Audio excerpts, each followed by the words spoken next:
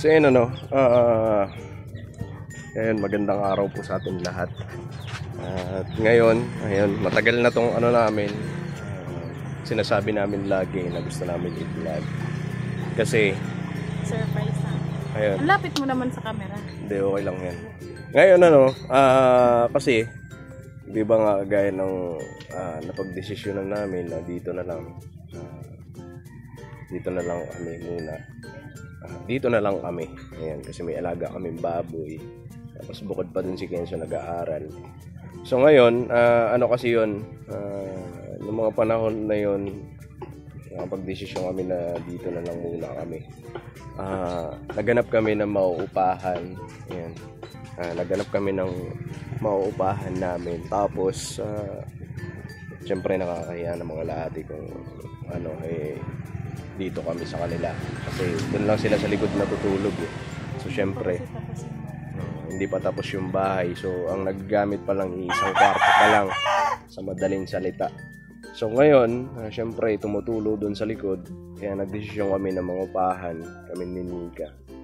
Ngayon, ang nangyari, nalaman namin na yung pinsan ni Nika, and shoutout po kay Tinanit. Kasi Tinanit. Hindi ko alam. Ayun. So, ngayon may in-offer siya sa amin. Dito ka kaya Toy, kasi against the light. Parehas lang din, mas malala. Ayun, nagsabi si Ate Nanette na yung pinsan ni Nika na may binibentang bahay. May binibenta siya. May binibenta siyang bahay. Simento siya. Mamaya papakita po namin.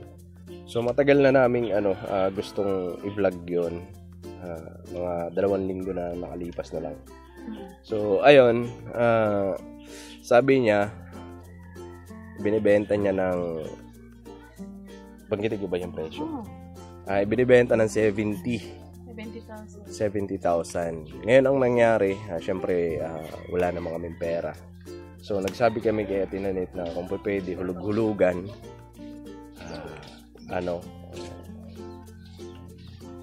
hulug-hulugan kasi syempre hindi naman namin kaya na isang bayaran. Ngayon kasi syempre 70,000 kagaya namin na syempre small YouTuber lang. So hindi pa namin kaya yung ganun. Ngayon sabi ni Ate Nanette, kasi ang sabi namin kung papayag siya, 3 gigs kami. Ganun. Hindi siya pumayag. Sabi natin, kung ang ibibigay niyo sa akin sa 3 gigs na yon, ipunin niyo na lang. Tapos pagkasakto na, saka niyo ibigay sa akin. Ngayon, ang sabi niya kasi, kailangan daw kasi buo na makukuha niya yung pera para kasi may paggagamitan siya. So naintindihan din naman po namin. So ngayon nagkasundo, nagkausap ng maayos. So pumayag siya, pumayag din kami na gano'n na mangyayari. So pag-iipunan namin yung na yun, 70,000 para makabili kami ng sariling bahay. Yun, syempre isa rin yan sa pangarap no, may pamilya, magkaroon ng sariling bahay. Yun, kung halimbawa man matapos namin aming pag-iipon ay masaya syempre para sa amin kasi panibagong achievement na mabibili namin sa pagsisikap.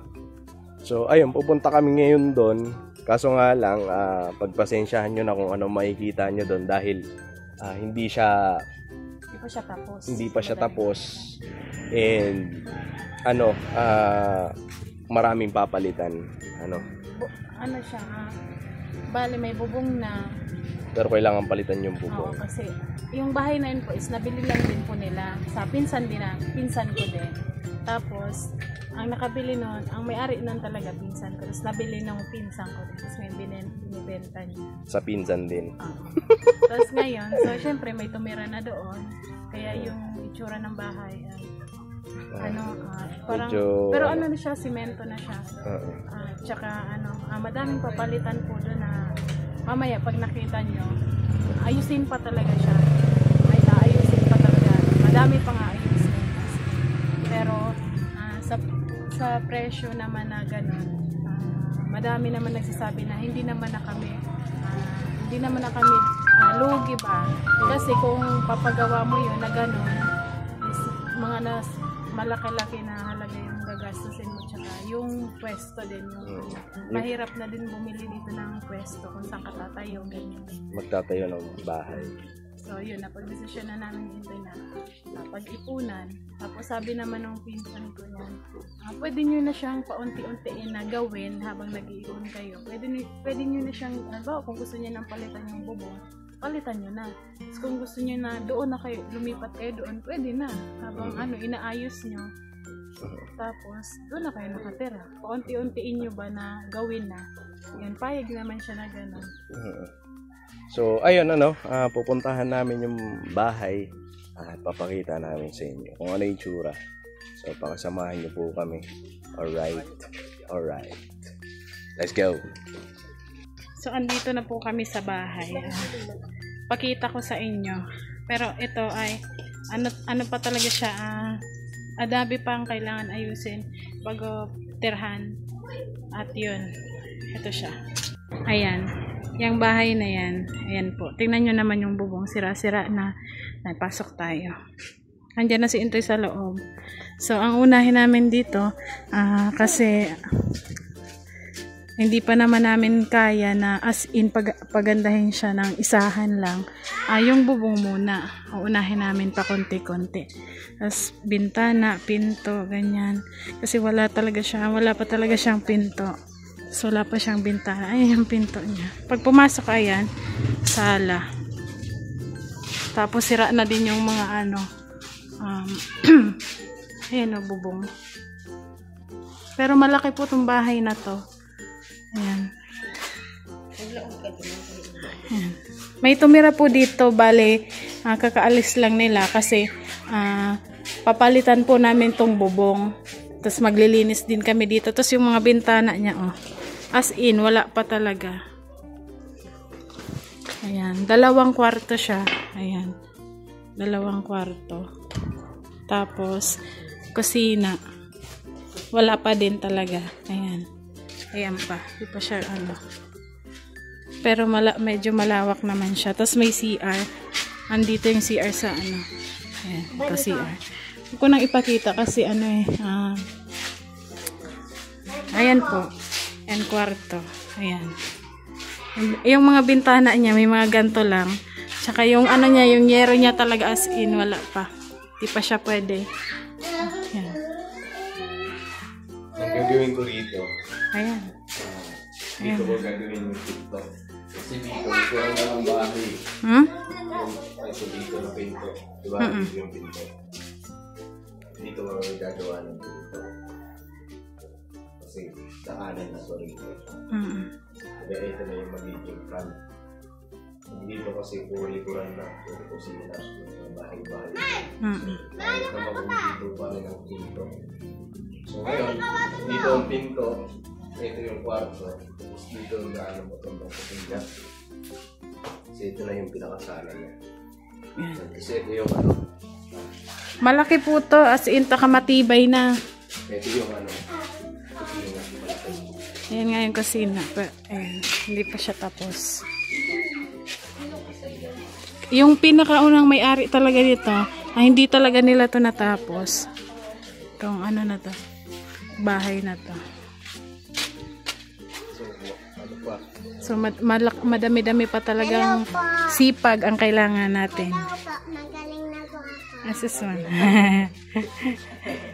Pag-thank you ka sa lahat. Tapos dito pakita mo lang kung gaano to ka.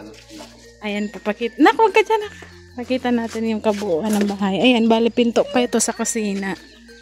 Ayan, ito yung niya.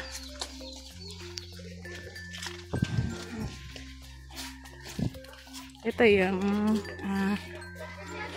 malapit siya sa dagat. Ayan. Ito yung kabuuhan. Yan yung kabuuhan yung bahay.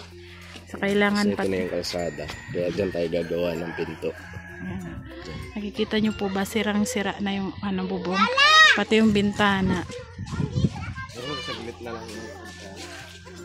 Kaya toy, araw-araw sipag lang. Kailangan nating magsipag araw-araw. Ayan. Ayan po yung bahay. Nagdesisyon kami ni Intoy na ito na lang kasi mabait naman yung pinsan ko at pumayag na pag-ipunan muna namin. Anak!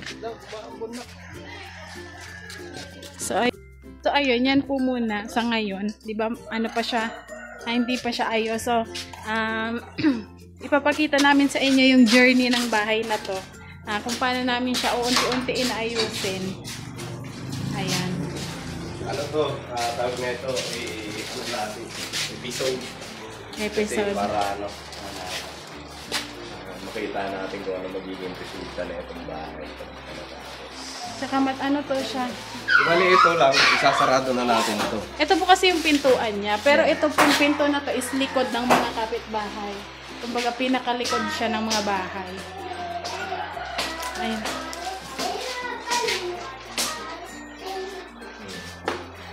Babaguhin natin. Tsaka daw to, matibay kasi Ilang post ito eh. Ilang post ito. So, finish na. May na pala din dito, yung ganito niya. Hindi na siya as in, pero pipinishin po namin ito ni Intoy. Hindi na siya, may hollow blocks pa din. Ayan, Ito. Hindi pa siya, Tapos ang kuryente na ito na. Ayan. So, yun po. Ito yung bahay. Sana talaga pagdating ng araw is matapos mapaayos ng maging okay. Para kapag halimbawa hindi na kami manghupahan, di ba? Ayan. So, malaki din yung malaki po ito sa kabuuan. Ayan. Ngayon, isasama ko si Tito Ben dito. Opo. Para palitan ng mga kasi mga kahoy na ito, puro marupok. So, kulamber lang muna. Kulamber. Ano lang natin palitan. So, tatanggalin talaga yun lahat. Tapos, ang plano namin ni Intoy, papalagyan namin ng kisame para hindi siya mainit. Tapos yung ano nga yun? Insulation. Insulation yung para hindi talaga tumabos yung init. Yung para siyang foam. Kalimutan. Insulation na tayo. So, ayan, ito yung kwarto, dalawa. Pero isahin na lang natin. Hindi to siya talaga yung gagawin naming kwarto. Kasi ito daw yung sala, sabi ni Intoy. Dalawang kwarto to. Hindi pwedeng isa. Tayo gagawa ng Ito nga, dalawang kwarto niya eh. Kasi kapag si Kenzo... andun yung pinto. Ngayon, kung dito tayo gagawa ng pinto, pipili siya lang. Kasi pagpasok dyan, dito. Paano pag na si Kenzo? Malaki na si Kenzo. Gusto niya na may kwarto.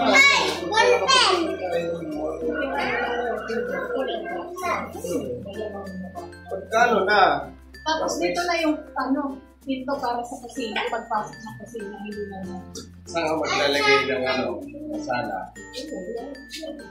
Oo, sala. Tapos pagpasok mo din, kusina.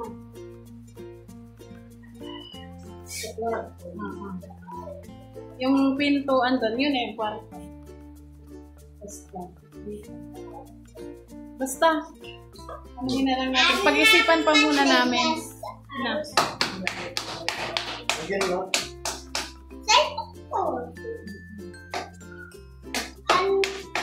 Linis tayo dito. Ang naman nila sa bago.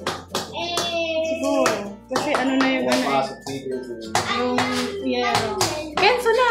Wag! Pati itong mga bintana nila, ano na. Kasi yung tumira dito, hindi man nila, kumbaga, hindi man nila inanaw. Basta tumira lang. Yan. So, ayan. Yun lang. Share namin sa inyo. At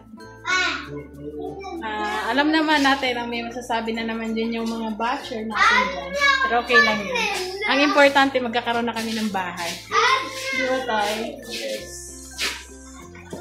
Ayan. Sa mga siguro next year, pag nag-vlog kami, halimbawa lang naman, pag natapos na itong bahay na to, ang ganda na. Babalikan namin tong video na to na tayo. Ayun na, sumuturo na. Ayan po.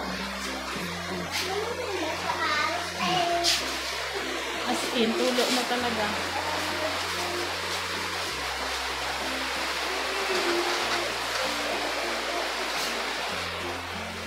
Ayan. Pagpasok mo, ito yung sala nila. Tapos itong dalawa, kwarto. Tapos yung kusina. Yan po, kaya ganyan yung kulay ng mga ito. Kasi dito sila nagluluto. So yung usok ng kahoy sa katagalan. Pero mawawala man yan pagka pag pininturahan tapos pag finish. Ayun, madami na talaga silang tumutulo dito.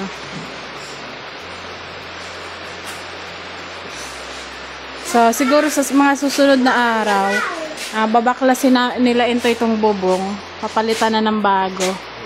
Na to, papaunti-untiin namin. Magulo tayo ng karpintero talaga. Sa ganyan. Sinahirap nung si Papa, maano na yung tuhod ni Papa eh. Tama mo yun, malaglag pa. Pero may kuryente na din dito, ayan o. Kailangan na lang ayusin. Dami daw yan, bayaran. Ha? Magpa-kontador na manibago naman.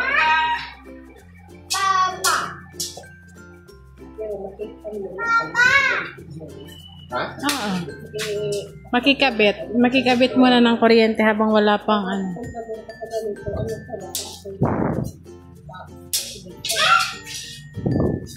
Tapos to, gagawan muna namin to pansamantalang pinto. Kapag para walang pumasok. Ayan. So, ayan po, nakabalik na kami dito sa kila mama.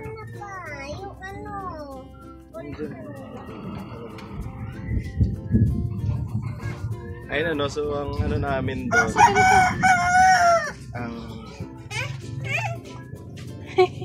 Ibulsa mo na kasi yan.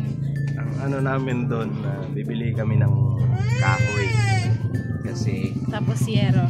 Yung yero, okay na. Kulang pa yung yero. Bibili din kami ng yero kasi yung yero kulang pa. Kasi gaya nga ng plano na talaga namin i-vlog yun. So ang ginawa namin, bumili kami ng yero. Tsaka di bali kulang pa. Bibili kami ulit. Bakit? Alala, ulit ka lang. Ngayon, ang kahoy naman, pupuntahan din natin ang kahoy. Kailangan din natin makabili ng kahoy. Habang Dito ka, anak. Kasi kesa naman mauubos yung sahod natin tapos walang nabili. So, bili na tayo ng kahoy lang. No? Ha? So, ayun. Yun ang namin. Plano. Para sa susunod na sahod, paunti-unti lang. Halimbawa, ang gagawin kasi namin, pagka sumahod, ayan, paunti-unti, gagawin natin. Hanggang sa maging maayos. Pwede na siyang tirhan. Bali, yung nakausap namin yung pinsan ko na may-ari noon, wait lang anak ko. Siguro linggo na din yung nagdaan. So nakalimutan ko tuloy sasabihin ko. Ikaw nga hawak to. Pagod. Nakalimutan ko sasabihin ko. Against the light. Alalahanin mo. Sige, kaya mo yan. Di ba nagsasalita ka, may sabihin ako. Basta yun lang ang ano namin na plano. Bibili kami ng yero pa. Tapos kahoy. Ayan, paulit-ulit na. Ulit-ulit. Sige pa, isa pa. Ayun, bibili kami ng yero tapos kahoy. Baka kulang pa. May sasabihin ako importante. Ngayon, pagka napalitan na ng bubong, lilipat na kami kaagad yan. Kasi syempre nakakaya ka lahat eh. Diba? Sing pa siya siya. Hindi. Yung mga linggong nagdaan, dapat ibablog namin yun. Kaso nga lang po, diba, ilang bagyo yung nagdaan. At mapangit yung panahon, yung ulan, pabugso-bugso. Tsaka, nagtatrabaho din sila intoy dyan sa tangkal ng baboy.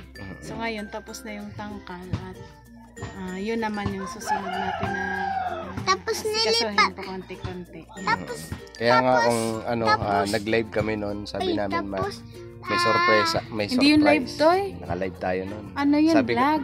Sabi namin na pupuntahan namin doon mamaya kung kaya pa, di ba?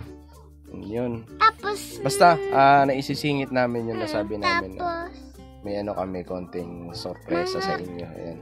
man, So, syempre, para sa amin, pag halimbawa, tatawagin ko.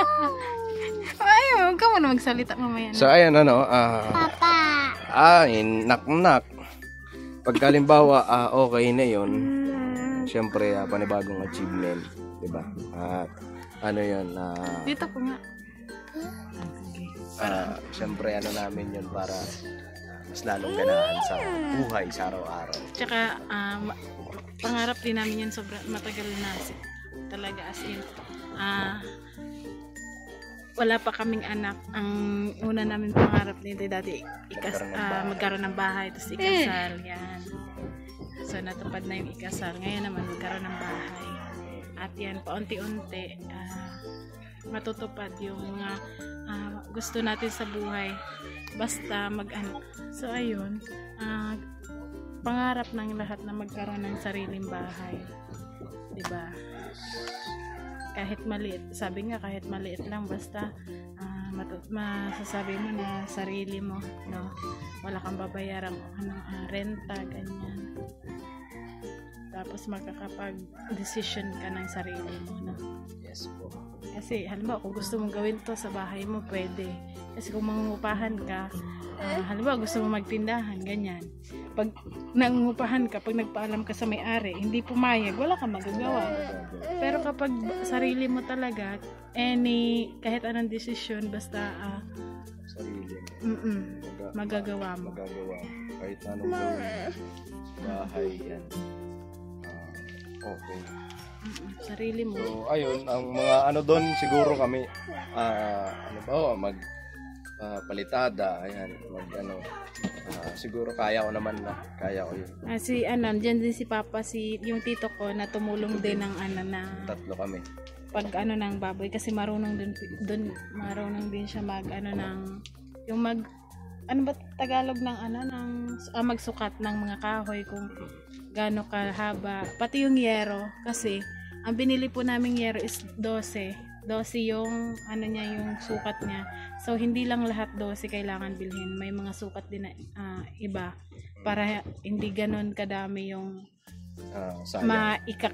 maikat. May Yan. kakakat. So, ayan ayan.